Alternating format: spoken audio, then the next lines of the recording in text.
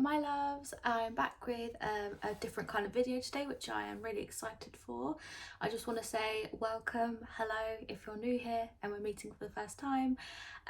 So today we're going to be finding out if baby is a girl or a boy. And well, I of course know the gender, but you guys do not.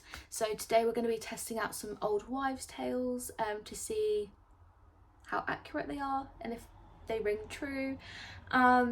So from the minute I found out I was pregnant, I was so impatient to know the gender. I was just counting down the days. It was like the longest 20 weeks of my life. I was just so desperate to know. So while I was kind of waiting for that all-important scan to confirm the gender, I went through a lot of research, a lot of old wives' tales. To an extent, I do kind of buy into the whole like superstitious stuff and old wives' tales. Like I do like that kind of stuff. So we're going to try some of them out. So some of them were like really new to me, and then some of them I think are a bit more well known. So I have got a total of 14 different ones to try, and then we're going to see at the end which kind of side wins. So number one I think is quite a common well-known old wives' tale, and that is your cravings. Are you sweet or are you savoury? So the saying goes that if your pregnancy cravings are more like on the sweet side, so things like sweets, things with lots of sugar, fruit, juices, that's supposed to suggest that you're having a girl. On the other hand, if you prefer more savoury snacks, like things that are a bit more salty, then that's supposed to mean that you're having a boy. And we all know by now that I can't go a day without some fresh fruit, some watermelon, some mango. I really love my smoothies. Literally all I've been able to eat is fresh fruit. I've really gone off savoury. So the answer to number one is girl. Number two, morning sickness. So apparently if you suffer with quite bad morning sickness and nausea, you're meant to be having a girl, whereas you're not supposed to suffer with that as much as you're having a boy. So I've mentioned before, in my first trimester, I had really bad nausea, like from the minute I woke up to the minute I went to bed at night, really bad nausea. And trigger warning, did I actually not start being sick until my second trimester. And even then, like up until I'm 30, well, nearly 30 weeks pregnant now, I've only been sick like literally 3 or 4 times. But the nausea has been really bad. So for this one, I do have to answer yes to morning sickness. So number two, we're going with girl. Number three, carrying baby high or carrying baby low. So apparently if your bump is like a bit higher up, that's meant to mean that you're having a girl. Whereas if your belly is very low, that means you're having a boy. So I'll get you involved in this one. We can have a little look and have a little bump date. Okay, what do you think, guys? So actually I think my belly has dropped down quite a bit, like over the last 3-4 weeks maybe. So my bump actually used to be like right up here, like literally at like level with my boobs. So I feel like baby has dropped down quite a bit, like it's really up here, it's really solid, and I feel a lot of kicks up here. And I can sometimes feel like what I think is like a little foot or something maybe, but it feels like there's so much, like it's a bit more squidgier down here. So I personally think, look at my belly button, I personally think we're looking at high, which means girl. Number four, bigger feet in pregnancy. So apparently if your feet get bigger during pregnancy, that's supposed to mean that you are carrying a little baby boy, or if they just stay the same, then that's supposed to mean you're having a girl. So I did actually not know that this was anything to do with pregnancy, but my feet have gotten bigger. I am an extra half a size bigger, so I'm now like a size 5.5, which has actually been really annoying because a lot of places don't carry like half sizes in shoes, so I'm having to like go up, size up to like a size 6, which is not a bad thing, because I went on holiday recently with my boyfriend. It was actually just after we found out the gender, to be fair. We went on holiday and my feet and my ankles particularly swelled up so much. It was actually kind of funny. I'll see if I can find a picture to show you. But it was just as well that I was wearing a size 6, otherwise I would not have been wearing shoes, I would have been barefoot.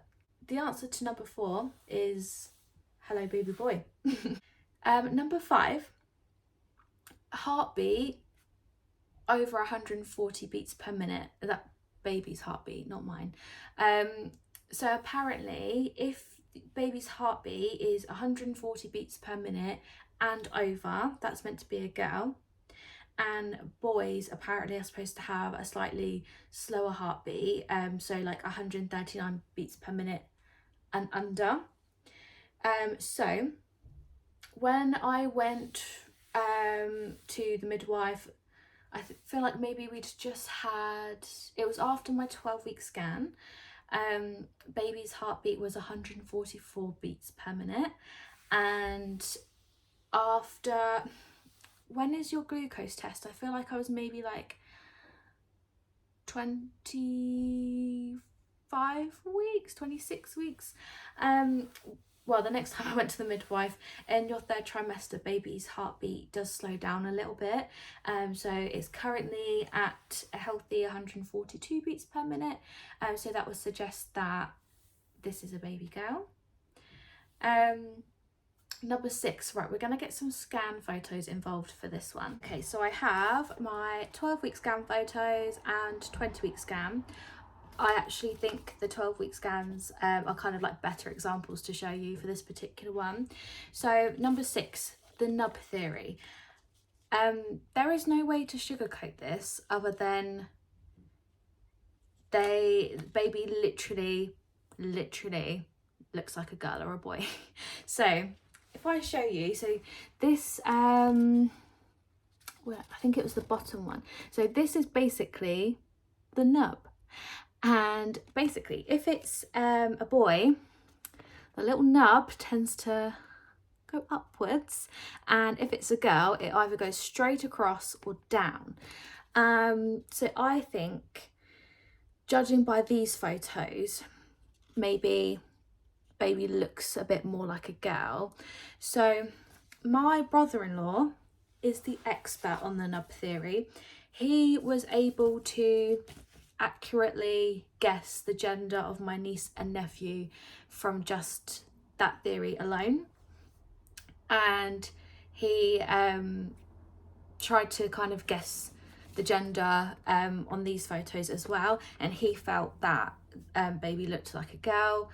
And I don't know how well I explained that theory, but they look like a girl or a boy, okay, quite literally. There's kind of nothing more to say about that one. Number 7, we're going along the same kind of line, so we'll still be using the pictures. So this is called the skull theory, but I call this like the jaw theory, because that's what kind of gave it away for me.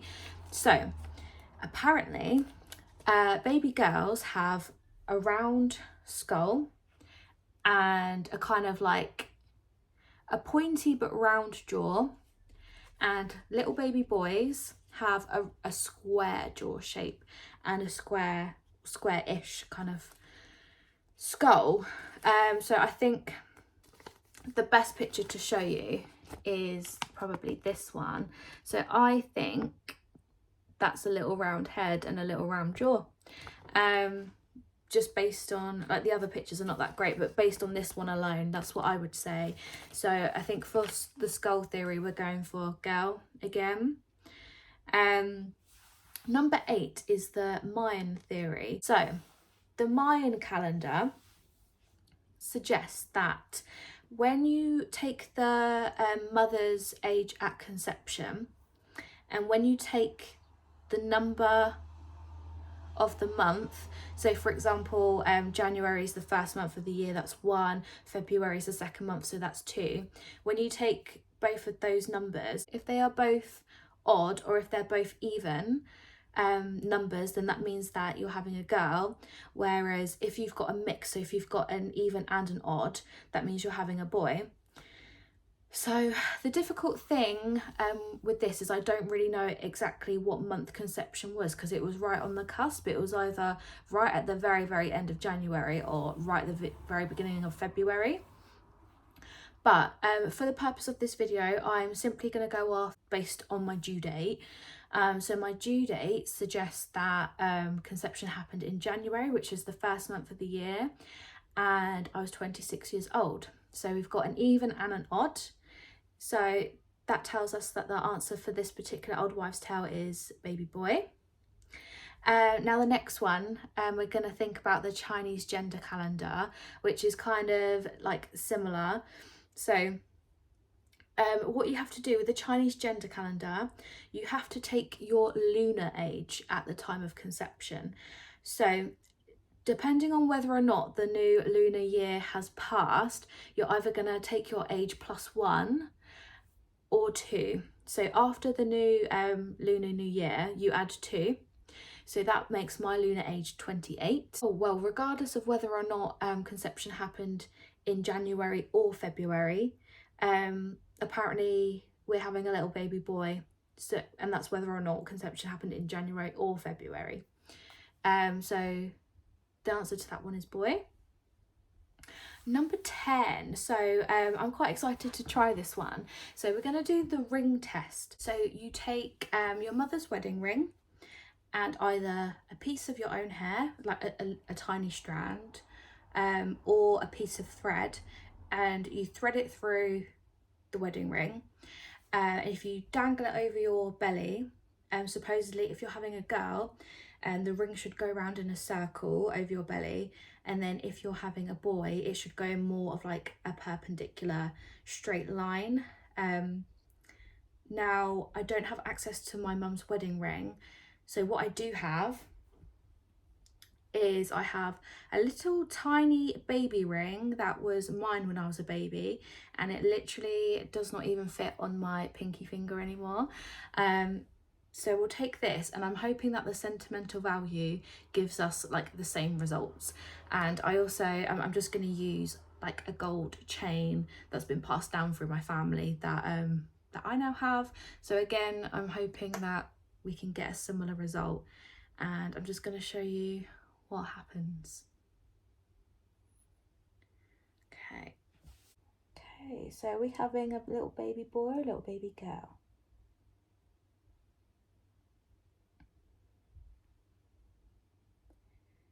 I don't know, what do you think?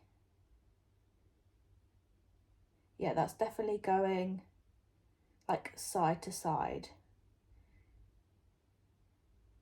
Yeah, that's definitely going side to side. So we're having a little baby boy. Moving on to number 11, headaches.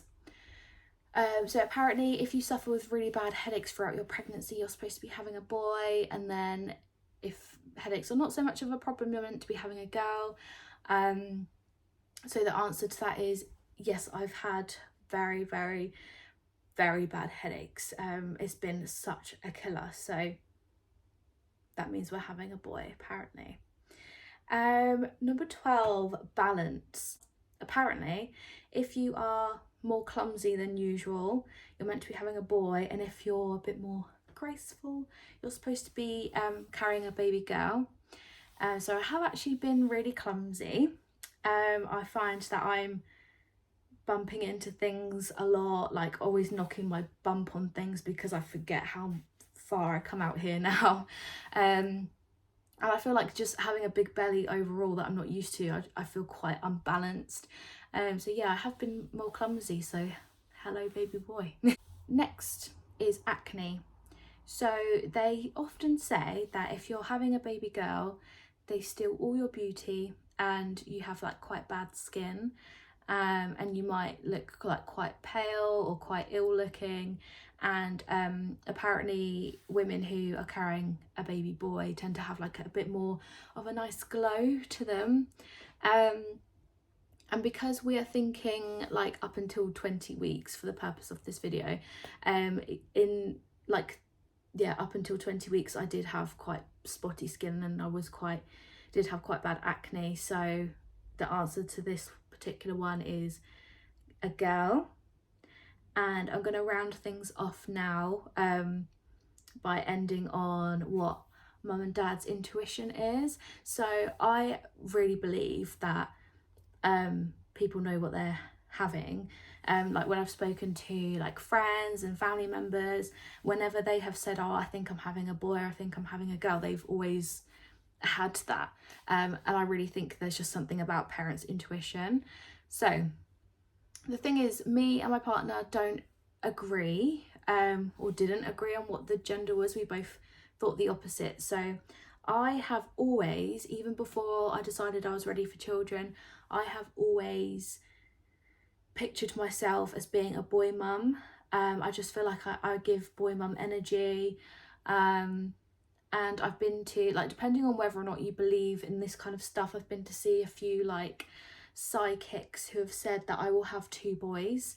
Whereas on the other hand, my partner from day one always thought we were having a girl. So just to make this fair, I'm going to end things off by giving 1 point to girl and 1 point to a boy, just to make it fair. So the results are in.